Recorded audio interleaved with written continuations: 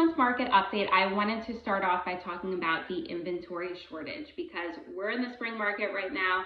This is typically the time of year that we see more listings come on the market, and it's really been a slow trickle. There are still listings coming up for sale, but certainly not at the volume that we would typically see in a spring market. So one of the reasons why people aren't selling is because it's a great market to sell in, but it's a really difficult market to buy in. So people are thinking, okay, great, I can put my home on the market, get a great price, it'll sell in a weekend, but then where do I go?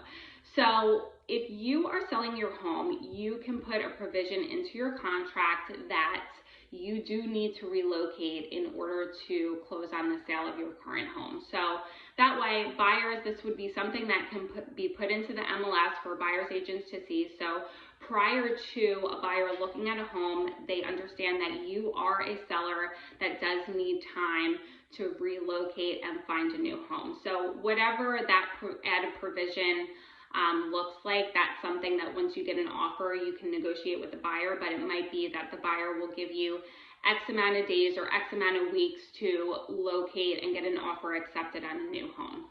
If you do need the proceeds from your home in order to purchase your new home, so you need to have a home sale contingency, in this market, if you expect a seller to accept an offer with a home sale contingency, you really need to have your home on the market and you need to have a buyer. And the further along you are in the process, the more solid your offer is going to look. So if you're under contract and your buyer has already done their home inspection, they've had their appraisal done, that's a lot more of a solid offer than you just put your house on the market and you're waiting for a buyer.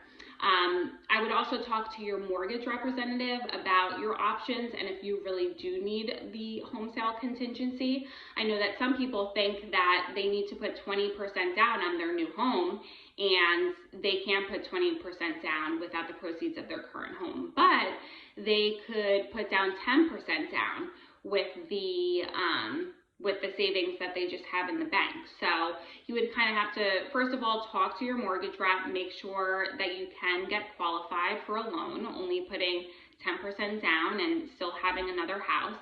And you would just have to talk about the options. Does it look better to have an offer that's not contingent and only 10% down, or is it better to have an offer with 20% down but is contingent? So these are things, it depends on the situation, but if you have more options, it's always a better feeling and something that you could think about. Even making an offer, you could always offer and say, there's two different scenarios of how we could work this. So hopefully this helps. If you have any questions about buying or selling, or if you're looking to do both, please feel free to reach out. You can either send me a message or my email address is stephgeist@gmail.com.